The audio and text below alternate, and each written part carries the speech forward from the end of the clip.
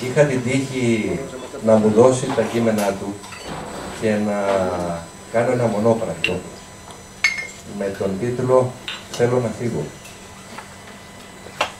Εάν διαβάσετε, όσοι έχετε διαβάσει ή θα διαβάσετε τα ποίηματα του Φώτη του Μότσι, εμένα τουλάχιστον μου δίνει την εντύπωση ότι περιμένει σε ένα σταθμό τρένου. Όχι καράβι, γιατί το καράβι είναι και διακοπές. Ενός τρένου για να πάει μετανάστης. Δεν ξέρω γιατί μου έχει δημιουργήσει αυτή την εντύπωση. Του λείπει η Ήπειρος, φαίνεται. Ποιος ξέρει.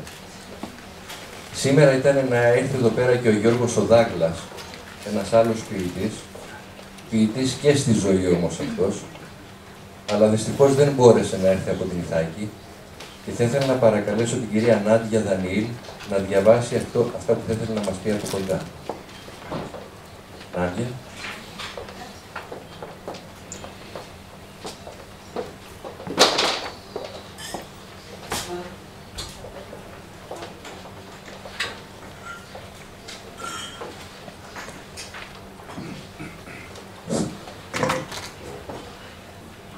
Αυτό διαβάζει το όρθιο. Απ' τα κελιά των ασκητών της Βορείου Ιθάκης, απ' τις εστίες εξέγερσης σε όλο τον κόσμο, απ' τους καταδικασμένους για εγκλήματα πάθους, απ' τους προδομένους, τους εξόριστους, τους αγωνιστές της λαϊκής πολιτοφυλακής, απ' τις ουρές των ανέργων, τους μοναχικούς στα καφενεία της βροχής, τους έγκλειστους στα δημόσια ψυχιατρία φιλοσόφους. Από τη συνωμοσία της φωτιάς του έρωτα, της άνοιξης που έρχεται, της άγριας νύχτας, από τα ανθισμένα ερείπια των αγρών της Επανάστασης, από τον Πολ Βερλέν, την Κατερίνα Γόγου, τον Άλεν Γκίλσμπεργκ, τον Μιχάλη Κατσαρό, από μένα ακόμα, τον Έσχατο, μια μεγάλη αγκαλιά και μια μπύρα, στον εχμάλωτο πολέμου ποιητή Φώτη Μότσι. Ιθάκη, 27 του υποταγμένου Φεβρουαρίου, Γιώργος Δάγλας, ο Δάγλαρος, όπως αλλιώς τον λέγω. Με το Γιώργο το Δάγλα πίνει μπύρες, μπυρόνια όπως τα λένε. Με εμάς πίνει τσίπουρα. Η Νάντια Δανιήλ, η δασκαλίτσα μας, κάθισε κορίτσι μου, είναι ένας από αυτούς που θα μας διαβάσουν μερικά από τα ποίηματα. Η άλλη μας η κοπέλα είναι η κυρία Δανάη Κατσαμένη, ένα ξεπεταρούδι όπως τα λέγαμε, τελείωσε πριν 4 χρόνια αριστούχος στο Εθνικό Θέατρο και είναι από τον Άθλιο. Είναι ο Αντώνης ο Σιούτος. Πού είσαι, Αντώνη μου? Άσπρισε. Πήρε το βάπτισμα του πυρός με το άξιο νεστή. Μια παραγωγή που κάναμε στην Αργολίδα και έκανε τον αφηγητή. Και ο ακριβώς μου φίλος, ο Άγγελος Αντωνόπουλος. Να είναι γερός.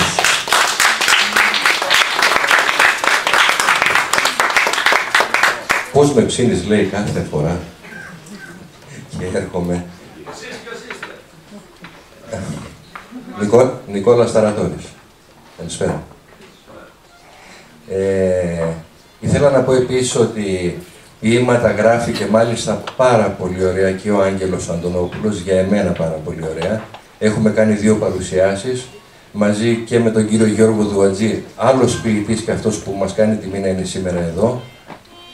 Ποίηματα γράφει και η Νάντια η Δανιήλ. Συγγραφέας είναι και ο Αντώνης ο Σιούτος και ο κύριος Γιώργος Κόνδης, ο οποίος θα έρθει να μας πει μερικά λόγια. Κύριε Κόνδη, ελάτε. Ναι, τώρα σε βάλαμε.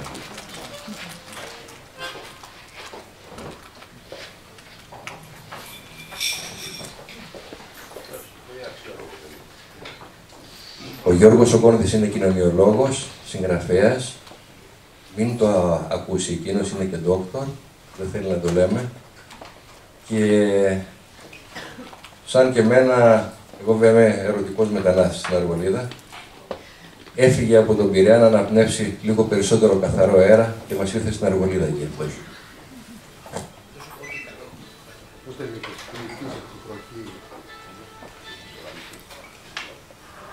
Λέω πώς δεν είπες, για να ακούσουν όλοι, ποιητής εκ του προχείρου, όπως λέει συνήθως. Εν αρχήν είναι ο λόγος είχα σκεφτεί να πω σαν αρχή της παρουσίασης και εκ του λόγου η αρχή του παντός.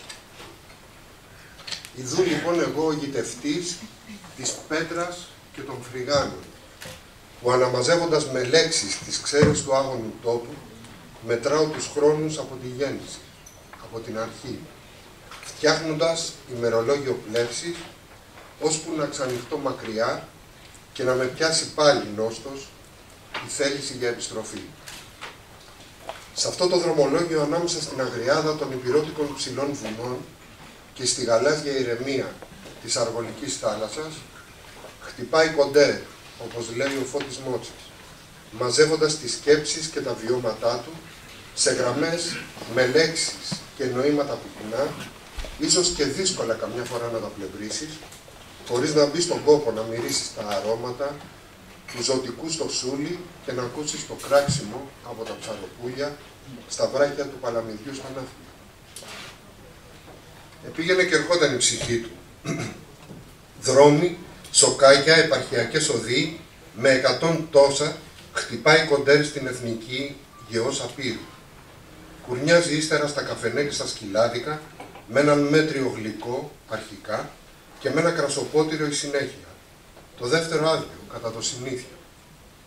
Που φτώνει άγαρμπα, αταλιστικά την ισιάδα της χωραφιάς, μέσα στις απέραντες εκτάσεις του μυαλού του, στριμώχνοντας ωστόσο επιδέξια την ελιά στο μεσοβίσιπης.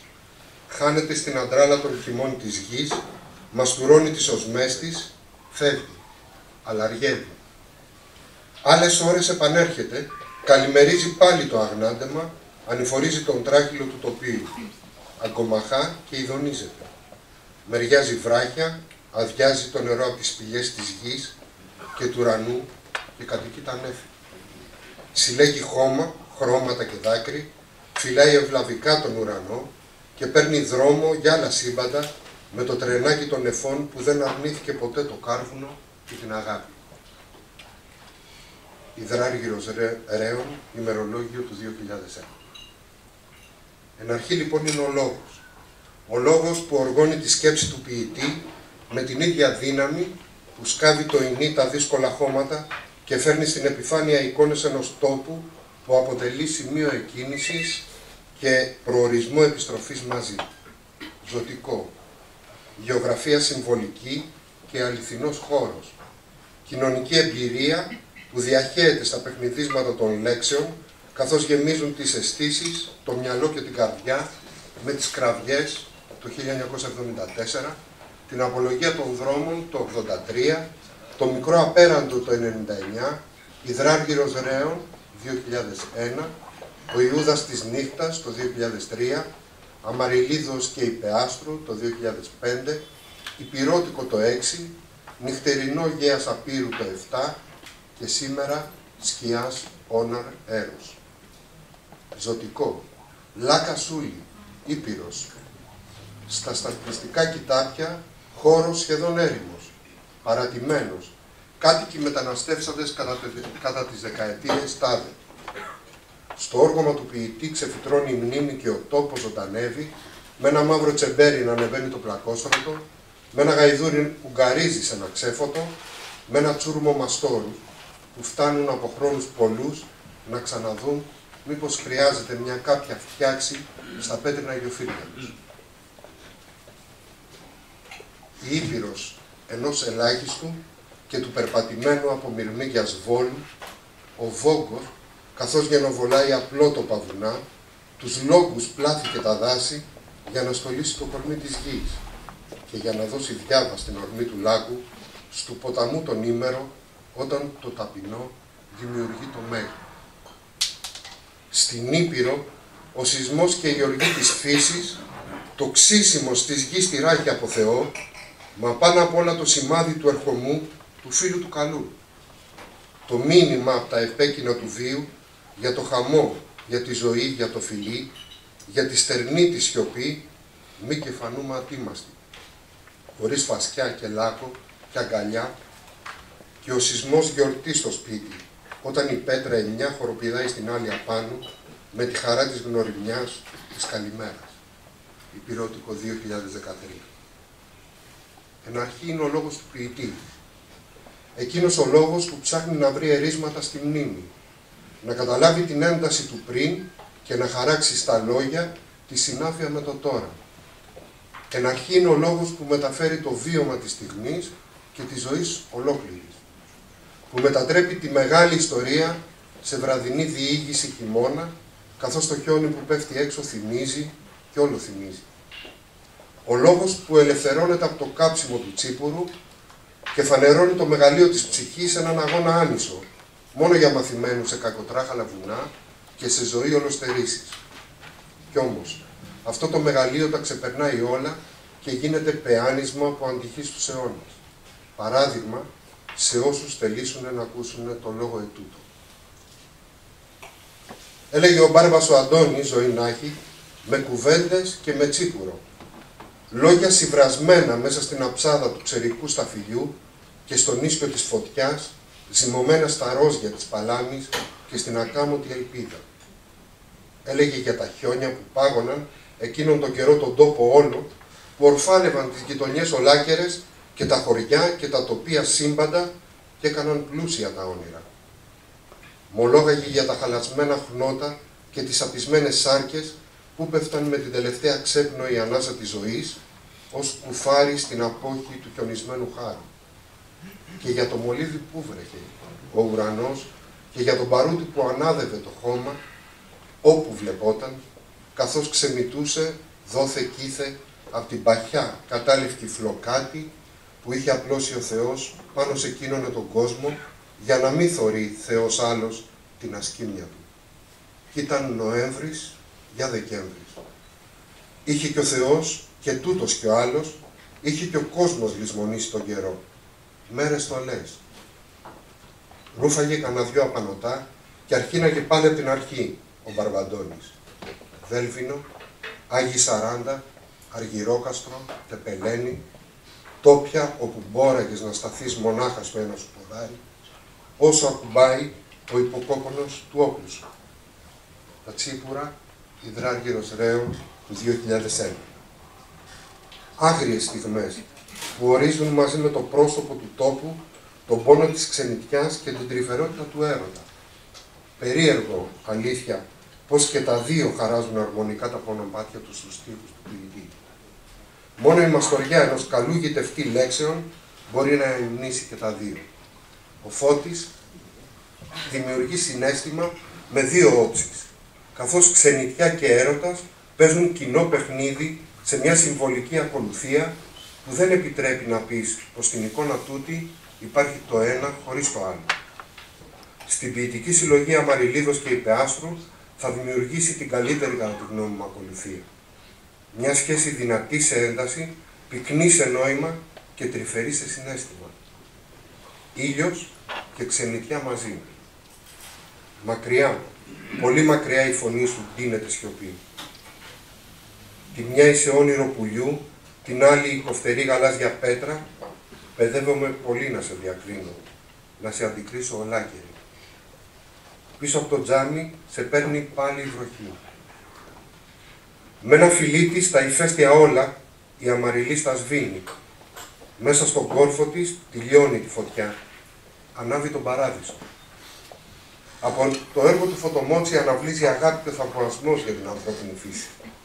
Ακόμα και στις πιο δύσκολες στιγμές της μοναξιάς και της απόγνωσης, μια αισιόδοξη γλυκιά στιγμή περιμένει πίσω από ένα παράθυρο, κάτω από ένα λουλούδι, κατραγγυλάει από τα βουνά και φτάνει να εμφανιστεί για να αλλάξει την εικόνα, να δημιουργήσει εφορία ψυχής, να γίνει τραγούδι και μοιρασιά χαρούμενης παρέας.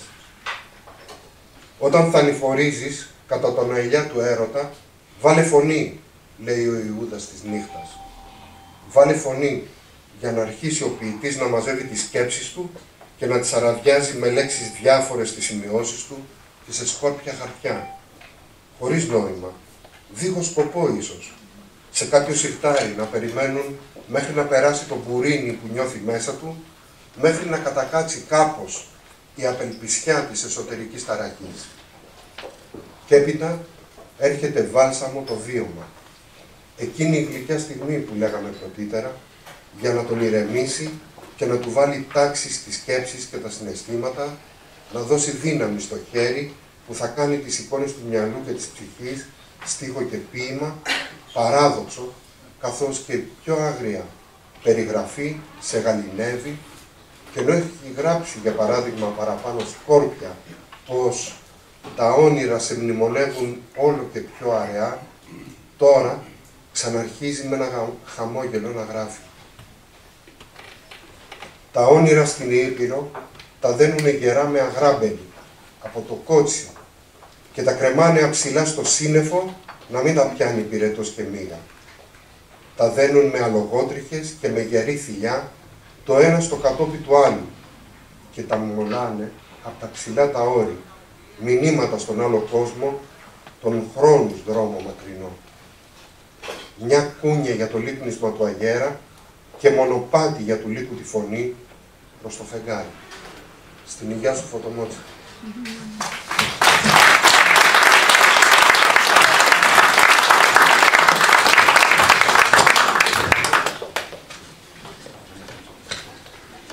Ένα τέταρτο ίσως, λιγότερο ίσως.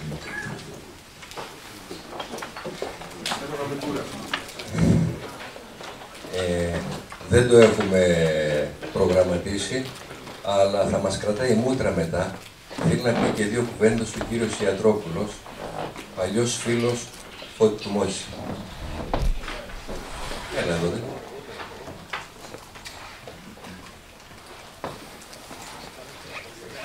Δεν σας είπα προηγουμένως, ήθελα να το αφήσω τελευταίο, αλλά θα το πω σε αυτό το κενό μέχρι να έρθει ο κύριος Ιατρόπουλος. Είναι μαζί μας και ο κύριος Μάνος Σαβαράκης, ένα από τα λίγα μέλη ορχήστρας. Θυμάμαι στη Βαρκελόνη, με τον Μίκη Θοδωράκη, τον χειροκροτάγανε για 2 λεπτά.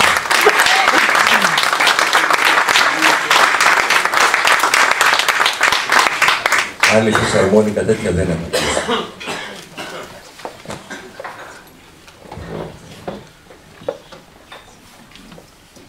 Εγώ δεν είμαι προγραμματισμένος να πω δύο κουβέντες για τον φίλο μου τον Φώτη. Αν με όρθιος κάποια, δεν πειράζει. Συμβαίνει το εξής όμως. Αυτές οι βραδιές, αυτές οι συναντήσεις, ουσιαστικά είναι πράξεις αντίστασης σε μια τέτοια εποχή. Εδώ είμαστε σήμερα μια συμμορία. Αλλά επειδή θα έχουμε και νομικούς κάτω ίσως, όχι με την παραβατική σημασία του όρου, αλλά με την αρχαία ελληνική του συμμορία ήταν η χωρική του αρχαίου Αθηναϊκού στόλου. Βέβαια η λέξη πήρε άλλη διαδρομή στα χρόνια μας. Ουσιαστικά λοιπόν, εδώ εσείς απόψε, εμείς όλοι, είμαστε χωρικοί ενός άλλου στόλου, ενός πνευματικού στόλου, που κάποιοι πάνε να το βουλιάξουν, αλλά υπάρχουν και καπεταναίοι και μαστορόπλοι και δεν έχουμε καθόλου σκοπό να τους χαρίσουμε αυτά τα νερά και αυτά τα καράβια. Έτσι. Ένας τέτοιος παλικαράς του μυαλού είναι ο φίλος μου ο Φώτης. Σε τεχνικό ποιητικό επίπεδο, αν και μιλήσατε έγκριτη και διακριτή και τοποθετήσατε και τακτοποίησατε τη σχέση του Φώτη με την ποίηση, άριστα, από το λίγο που πρόφτασα να ακούσω. Μια λέξη μόνο θέλω να πω, ότι υπάρχει και μια ιδιαιτερότητα σε αυτό το ποιητή. Κοιτάξτε να δείτε, η επική ποίηση, ο Τσαμπουκάς, ας το πούμε έτσι απλά και λαϊκά, έχει μια δική της λεκτική διαδρομή και μια δικιά της γλώσσα, ένα δικό της λεξάρι. Το ίδιο συμβαίνει με την ποίηση του, όχι των πολλών απέναντι στον ένα, όπως είναι η επική ποίηση, αλλά με την ποίηση του ενός απέναντι στους πολλούς, όπως είναι η λυρική ποίηση. Έχει αυτή το δικό της λεξάρι. Μόνο στην Ελλάδα συναντάμε όμως το φαινόμενο να αγαπάει το θάνατο κανείς χωρίς να τον αποδέχεται. Μόνο σε αυτή τη γλώσσα συναντάμε νανουρίσματα που μοιάζουν με μυρολόγια. Μόνο σε αυτή τη γλώσσα η μυρολογίστρα θα βγει πάνω από το χάρο, θα του διδάξει την ανθρωπιά που δεν έχει, και αν της έχει πάρει το παιδί της, αυτή θα του πει: χάρε, αν είχες 2 παιδιά, σου έπαιρνα το ένα, το άλλο θα στο άφηνα. Πώς σχετίζεται ο Φώτης με αυτό? Υπάρχει ένα, θα το ονομάσω έως και φιλολογικό παράδοξο. Εάν ξαναδιαβάσει κανείς τη δουλειά του, θα διαπιστώσει ότι τα λυρικά κομμάτια του χαϊδεύονται, φλερτάρουν με την επική διάσταση, σαν να είναι ο έρωτας ένας αγώνας, ενώ τα κομμάτια του εκείνα που θέλουν να ανοιχτούν σε μεγαλύτερες έννοιες, σε περισσότερο κόσμο, σε άλλου είδους, αν θέλατε, θα μπορούσαμε να τα πούμε ότι φλερτάρουν ακόμα και με την επική διάθεση, σε άλλου είδους έτσι προσταγή του ποίηματος απέναντι στον ιστορικό χρόνο που προτείνει ο ποιητής, εκεί θα δείτε να υπάρχει μια γλύκα. Εδώ λοιπόν, χωρίς να είναι οξύμορο, ανήκει όμως στον χώρο του παράδοξου, αυτό το στοιχείο που έχει ο Φώτης στην ποίησή του. Και δεν το βρίσκουμε συχνά σε πολλούς. Ξέρετε γιατί? Γιατί δεν είναι στοιχείο μαστοριάς. Δεν είναι του μυαλού δουλειά αυτή. Αυτό, όπως λέει ο λαός, ή το έχεις ή δεν το έχεις. Ή περπατάς δηλαδή τσαμπουκαλίδικα ή στην αγάπη, στον έρωτα τον ίδιο, και ξέρεις να σέβεσαι και να φυλάς το χέρι των μεγάλων νεκρών, ή τα έχεις ξεκαθαρίσει μέσα σου και λες: αυτό είναι άσπρο, εκείνο μαύρο, εκείνο κίτρινο, εκείνο πράσινο. Αυτό το χάρισμα λοιπόν, και δεν είναι τυχαία η λέξη, λέει ο Σεφέρης, θα ήθελα να μου δοθεί αυτή η χάρη. Χάρισμα ήθελε να πει ο Σεφέρης, είχα την τιμή, την ευκαιρία, την ιστορική ευκαιρία και την προσωπική τιμή να τον γνωρίσω και να κουβεντιάσω μαζί του. Αυτό το χάρισμα λοιπόν, που από ταπεινοφροσύνη το ονομάζει χάρη ο ποιητής, δεν το έχει όλος ο κόσμος. Δεν το έχουν όλοι όσοι κάθονται κάτω να πούνε ότι ξέρετε, εγώ είμαι ποιητής και θα γράψω τώρα ποίηματα. Είναι άλλο πράγμα η ποίηση αυτή καθεαυτή σε στάση ζωής, άλλο πράγμα ο ποιητής που μεσολαβεί ουσιαστικά για να δικάσει μέσα στον ιστορικό χρόνο, και άλλο πράγμα αυτά τα γραμμένα που αφήνει. Καμιά φορά ο ποιητής είναι και αυτά που δεν έχει γράψει. Και αρκετές φορές, να είσαστε βέβαιοι γι' αυτό, σας το λέω με τα λόγου γνώσεως, ο ποιητής είναι και οι λευκές σελίδες γύρω από τα ποίηματά του. Υπάρχει ένα κενό γύρω στο βιβλίο όταν το τυπώνουμε. Για τον κόσμο, για τον αναγνώστη είναι κενό. Για τον ποιητή δεν είναι κενό. Για τον ποιητή υπάρχουν πράγματα εκεί. Όχι που δεν υπόθηκαν, αλλά που δεν έπρεπε να υποθούν. Σε αυτό το επίπεδο, καταλήγω, για να μην σας κουράσω, σε αυτό το επίπεδο βάζω μέσα μου εγώ το Φώτη. Και θέλω να του δηλώσω, παρουσία σας, ότι η ταπεινότητά μου, αδερφέ, σε έχει εισπράξει μεν στο ξεκίνημά σου με το μυαλό, αλλά μπήκε στη μέση η καρδιά, σε βούτυξε από το μυαλό μου και σε άλλαξε εκεί μέσα. Γεια σας.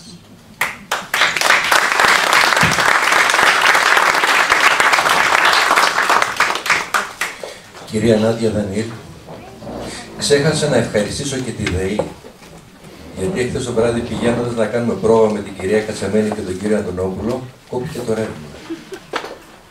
Είχε όμως κάτι εκπληκτικά κεριά, ένα πανέμορφο τσίπουρο και οι ελιές που είχε πάρει από τη Λαϊκή και τις είχε φτιάξει και περάσαμε υπέροχα με το βράδυ.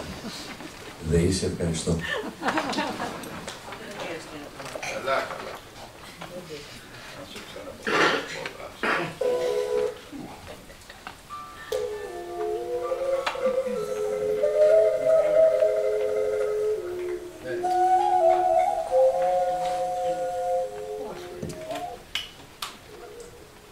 Είχε ανοίξει ο ουρανός σε δυο, επάνω από τη γη, τον Ευμενίδο.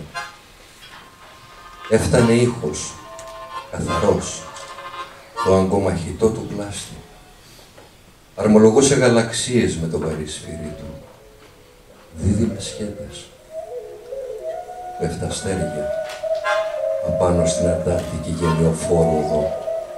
Δυο καρφοβέλωνα ξεφεύγουνε το μάστορα του σύμπαντος ένα της γης να δέσει το στερέωμα, τον έρωτά της. Το άλλο να καρφώσει τη ναύρα που αφήνει το περπάτημά της. Την ώρα που με μια βαθιά ανάσα καταδύεται στα σωθικά του ο αγέρο. Αντάματα αυτομολούνε όλα της τα πρόσωπα. Θρηματισμένο αλληλούια, στο ποιητή την απαλάμει η μορφή μου, ή της τα άνθη μαλακώνουν άγρια. Φιλιά που τρέμουν σαν φιλιά, φύλλα που πέφτουν στα νερά. Ο θάνατος παλεύεται με την ελπίδα, λένε. Εγώ θα σε παλέψω με τον άλλο θάνατο, αυτόν τον που θοπεύει. Σαν σκύβι σωπασμένο στο κεφάλι, σκυλί δαρμένο να τρεφταίνει. Άγγελε και προφήτη ανάλγητη, του μαχαιριού εσύ το άστραμα. 8 ποτάμια σένωνε την κόρη σου, απάνω σε 8 χυμάρους δράμου, για να την αδράξω. Με ποια τα χέρια, δάχτυλα, ποια που τα έχεις ενσαρκώσει στο κορμί σου. Με ποια φιλιά να σε δαγκώσω. Τη δύναμη τους σύμπασα, την έκανες ανάσα σου. Ήφαινα, ξεήφαινα, το αδράχτη έστελνα στο αρχικό του υφάδι. Πίσω να γύρει, να αρχινάει την αρχή, στη λέξη όπου ανταμώς να με να γύρει. Ό,τι έρεες του μέλιτο στον τράχυλο, τώρα βαλτότοπος, σβήνει στο βυθό του τα φεγγάρια μας. Από τον πυλό του πλάθεται καινούριος στρόβιλος, τους ανεμόβιλους του νου μου συνεπέρνει. Με το βοριά βγαίνω φτερούγες, με το βοριά βγάνω φτερούγες, με αντιγυρίζω νοτιάς, πίσω, πίσω, στον άργυλο της ειδονής σου.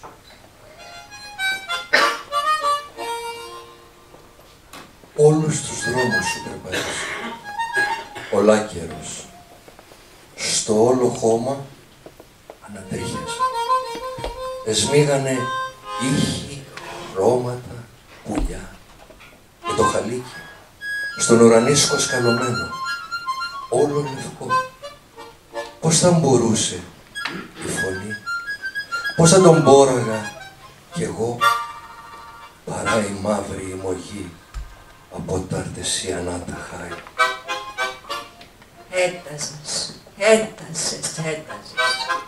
Βροχές σαν τάρα έταζες, καλυβούλες στα βουνά. Το ουρλιαχτό μου νόμιζες της λίκαινας που και γλυφάνει το νερό του έρωτα, το ζέν. Δεν έσκυψες ποτέ να φουγκραστείς, η στελαφίνας τούτο το ξεδίψασμα. Το ανατρίχιασμά της δεν μπόρεσες να το ακουμπήσεις. Δάκρυα μονάχα, μέσα στο λαγαρό νερό της που δεν πρόλαβες.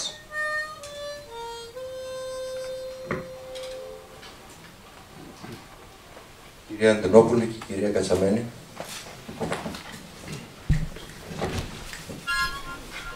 Εκθέτης που βγάζει την ηλικία μου. Άσε τον ανέβω το σκαλάκι μόνο του. Είναι ταρατόρες επίσης.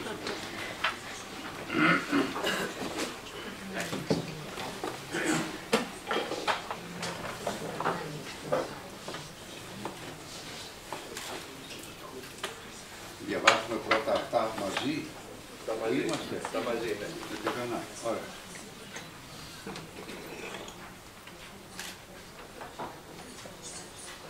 Ο έρωτας μας, άγρια βλακιά στα όνειρα, άσπρες βαρκούλες φορτωμένες λύκους.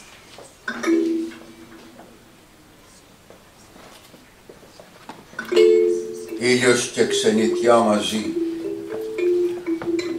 και ασημένιες λάμες στον αέρα. Ο έρωτάς μας,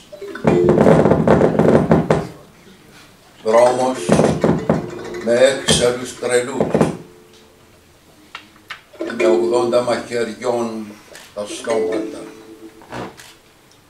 Μη μου τρομάζεις ακριβή. Στις λάμες όλες κρεμασμένο το φιλί. Και πια δεν σφάζουν. Σφάζονται τα μαχαίρια όλα. Έλα. Έγραψε τις κορυφογραμμές, τα ουράνια τόξα, τους ορίζοντες που θα σε βγάλουν νόηση και στη μασκάλια. Θα σου φυλάω τον κάμπο όλο να πλώνεις τα μαλλιά σου και τα ποτάμια θα έχω κρατημένα να τα λούζεις. Έλα.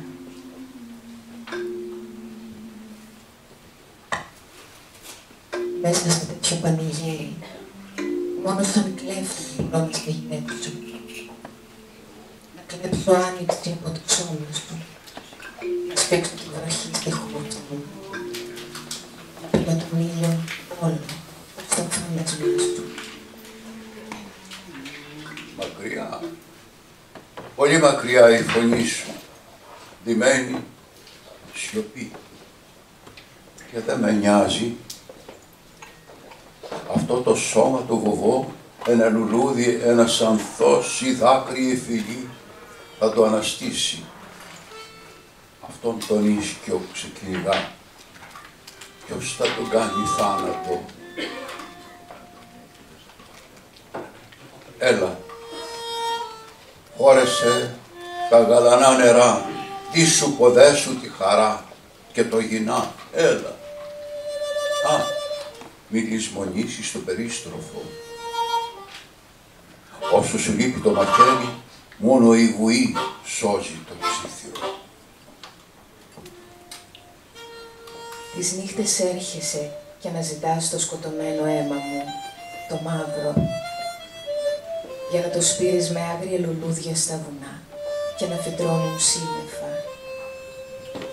Μα περιμένοντάς σε, έχω χαράξει 3 οργές γύρω από τον ύπνο μου, βαθιά μια τάφρο με τραγούδια και σαν σημώνεις, τρελά πεντάγραμμα τεινάζονται ψηλά και σ' αγριεύουν.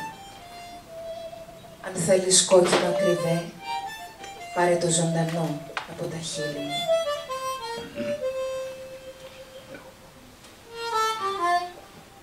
Ανοίγω το παράθυρο και μπαίνεις από τα στήθη σου.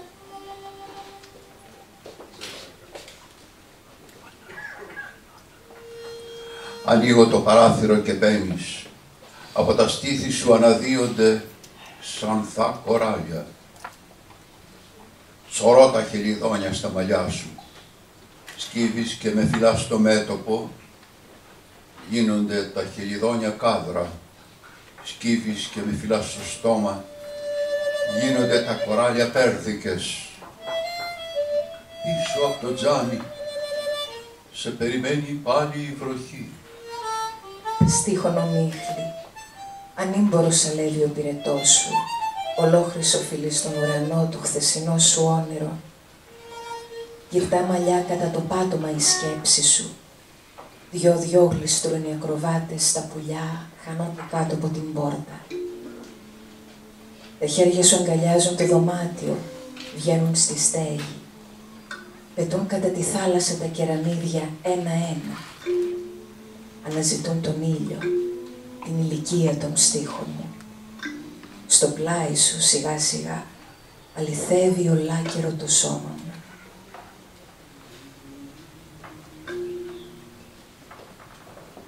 Στην Ήπειρο τα σπίτια είναι μια σταλιά ουρανός. Ο τράχυλος του ορίζοντα, τα σπίτια. Ένα περόριο τσιμπούκι κάπου προς κάπου να καπνίζει τον καημό μέχρι να το φυράνει. Να κάνει τόπο ύστερο στην περιφρονημένη αγάπη.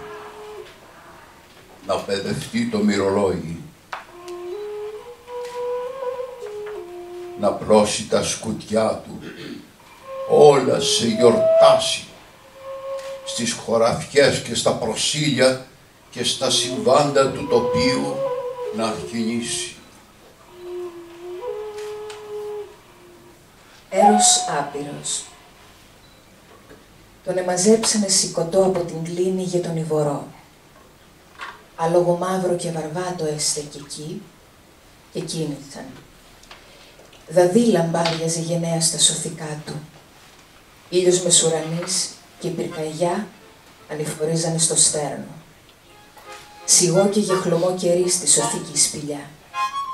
Κατάτρωγε το μέλι το που είχαν αποθέσει οι εύμορφες, όσες χαράξανε το παρελθόν στα μέσα του, όσες εφέρνανε την κούπα, το γυαλί, από την άλλη νάμο τη βουβή με το πολύ νερό και με την προφητεία. Θα τον πηγαίνανε κατόπιν για γιατριά. Στους νεκρομάντης θα τον επαρέδιδαν να ειδεί του άδειο οφθαλμός ο μόνος, αν είναι από τα μέσα η αρρώστια, όπου οθεί χολή και πίκρα, ή μήπως σήμανε εσπερινό η άνοιξη και ευθύς εκκίνησε ο χιονιάς. Μήπως αδρά τη ρίζα το φαρμάκι. Μήπως.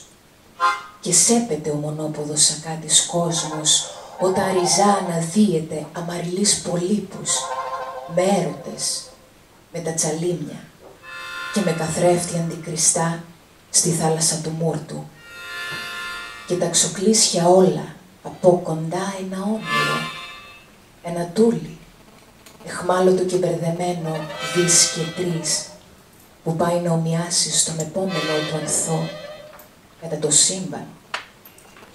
Όταν ριζά της λογικής οικορασής τεινάζει από το κορμί της θάλασσα, μήπως απλώνανε τα γένια τους ως κάτω, σοφείτε ιερείς και μάντης, λίγο πριν αναδέψει χθόνια φωτιά και να ρηχούνταν λιγερές ψυχές τρίχα την τρίχα πριν να καούν στη φλόγα που ανάδευε από τα κάτω ο κόσμος, πριν λιανιστεί του νεκρομάντη η πέτρα σε πεφταστέρια, πριν και έδωκαν περισσά από τη λάβανε και χαϊμαλιά αργυρά και συμβουλές χρυσές. Είχε διαβεί αγκάθι από ρόδο την καρδιά του και είχε κακοφορμήσει ο έρωτας αγιάτρευτα απάνω σε λιθάρια αποσταμένα ένα γύρο εσπάραζαν φλογέρες.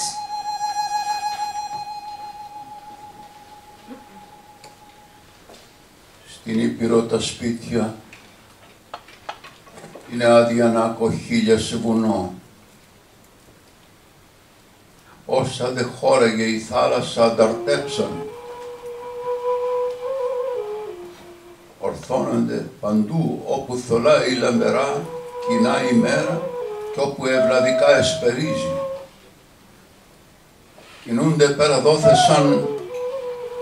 σαν ήμερα θεριά σε δάσος αγριεμένο και συλλεύουν. Ασπάζονται το χθόνιο ήχο, το τέφι, το βιολί, το κλαρίνο και του κλαριού τους ψήθυρους, του ξύλου των τριγμών αφουγκράζονται βαθιά μες στη δεσιά τους, καθώς αρμολογεί τα χρόνια του με το σαράκι.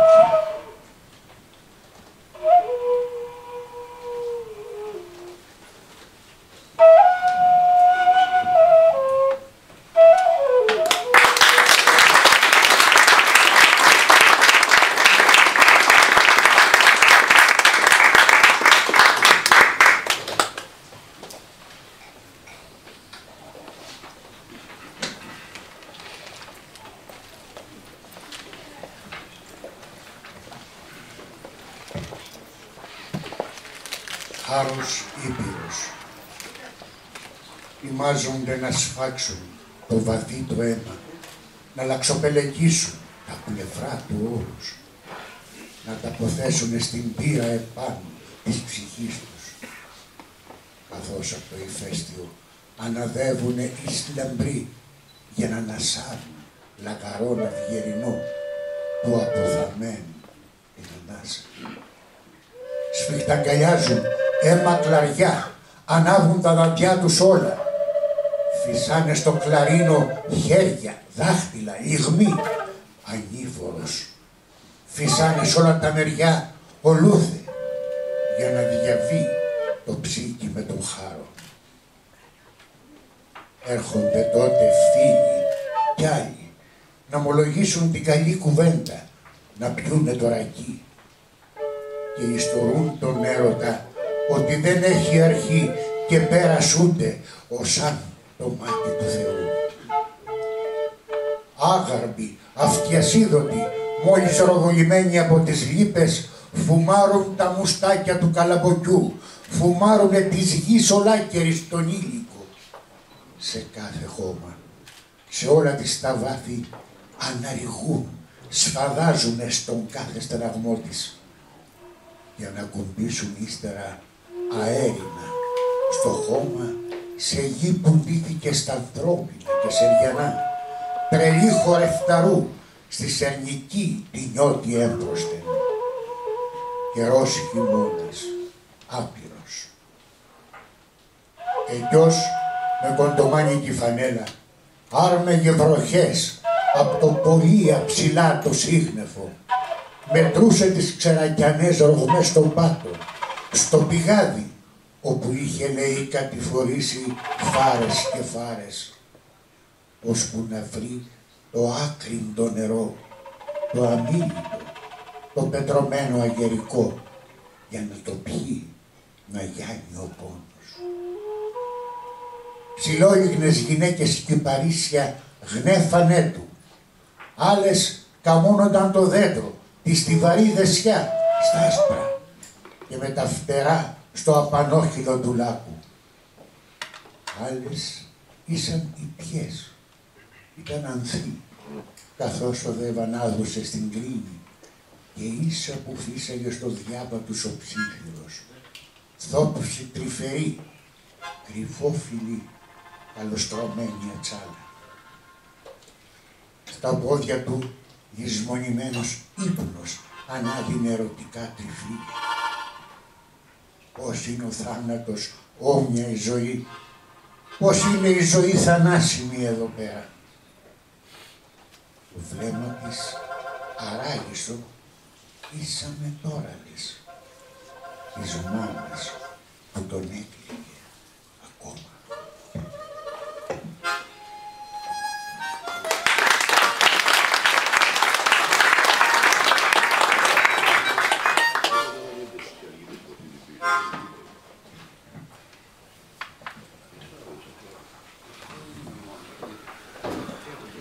Είπε, θα γράψει μια αλήθεια στο λιθάρι και ύστερα θα πάρει παραμάσχαλα αφηνιασμένο θάνατο να τον ταιριάξει με τα λυπημένα δέντρα εκεί μέσα στους βαθιούς τους ίσκιους όπου σελεύει αίμα εκεί.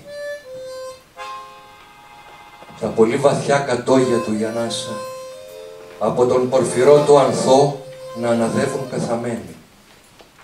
Τα ποθαμένα όλα από τα πριν, τα δίχως φυγμό και από τα τώρα. Ολόξενος στο σπιτικό του μέσα, με μιαν αγάπη στο μυαλό, άδειες κορνίζες, δρόμοι δίχως βηματισιές, τα δαχτυλίδια δίχως κόμπους, τα μήλα και τα δάχτυλα χωρίς. Αλέθη δόντι απάσε δόντι, από τους λαβυρίνθους ανασένει φθόγκο, από τον πυρετό της ρίζας η ανάσα, υπόκοφη, με το στανιό από της γης την παιδευμένη μήτρα. Μετράει τις απώλειες στο δέντρο, απαριθμεί τις απουσίες στον αντίχειρα με την αριθμητική του ένστικτου. Τα βγάζει όλα λαβωμένα, λειψά το βγαίνει. Ετούτος εδώ, κατά πως ακούστηκε κοντά, έπιανε χώμα, ζήμωνε ψωμί, τάιζε ορφανά πουλάκια. Καλή μου, υδρότα αφαλάτωνε, την ερημιά ξεδίψα για του κόσμου ολάκερου. Τα δέντρα έπαιρνε αγκαλιά. Επάνω στο ξερίσωμά τους άφηνε αναφιλητό τραγούδι.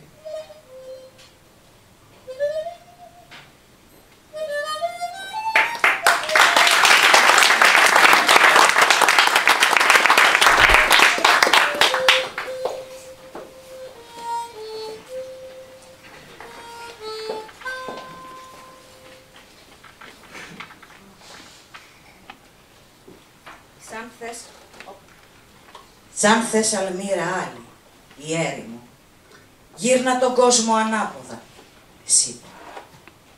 Να δεις μπορεί, αλλάξε αυτό τον έρωτα. Χειρόβολο λεπτών καρπών, κάτω από καλύγωτες σοπλές στις μέρες του αλωνάρι. Διάβαινε και μάθε. Μάθε από την ανάσα των χρωμάτων. Μάθε το μόβ του ονείρου από τα μέσα του. Σύγκορμο ανατρίχιασμα. Τάξε την άβη σου, τον μαύρο ήλιο λύσε, πλανήσου εσύ και πλάνεψε. Εμένα, εδώ, κάτω από το ίδιο αλάτι θα με βρίσκεις. Να βερθοθυλώ μια-μια τις απορίες, όλες. Να τις μιλεύω αγκονάρια για αποσταμένες σκέψεις. Ξενιτιά του έρωτα. Κλαριά ερωτηματικά, πέτρινα πια, μέσα στη θλίψη, όπως θηρεύτηκαν αλαφιασμένοι βίσονες με ένα στερνό μουγκανιτό να πλέει ολόγυρα. Καρμίνιο. Πλανήσου εσύ. Πλάνεψε. Βάδισε. Βρες. Μάζευε φύτρα τα τραγούδια. Μόλις τα γεννημένα από το λιγμό. Στο θιάφι ακόμα, αβάπτιστα, αθώο. Πλέξε τη γλώσσα της φωτιάς. Κάνε τη νύχτα ένα δαδί, της είπε. Στην πυρκαγιά οι δρόμοι όλοι που σε παίρνουν.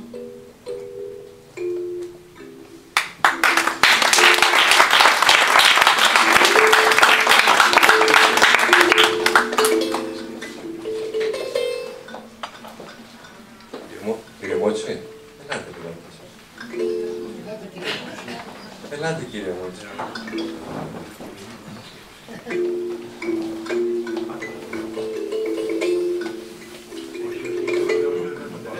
Δεν σε παίρνει κάμερα από εδώ. Δεν τα πάω καλά γενικά με το βήμα και με τα μικρόφωνα. Θέλω να σας ευχαριστήσω όλους από καρδιάς για την τιμή που περιποιήσατε με την παρουσία σας, τους φίλους που νοιάστηκαν για την παρουσίαση αυτή και τον χώρο που μας φιλοξένησε. Ευχαριστώ πολύ.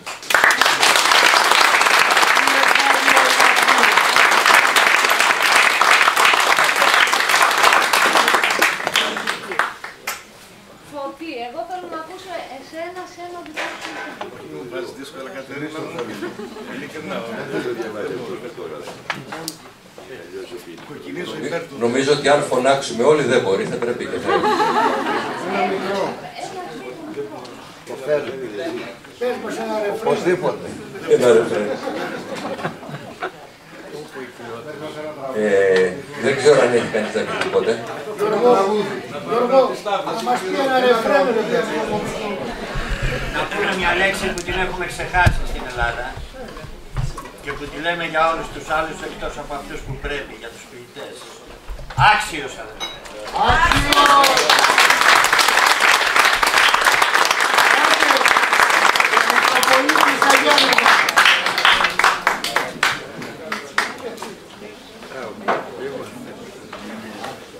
Σας ευχαριστούμε πολύ που ήρθατε. Ελεύθεροι.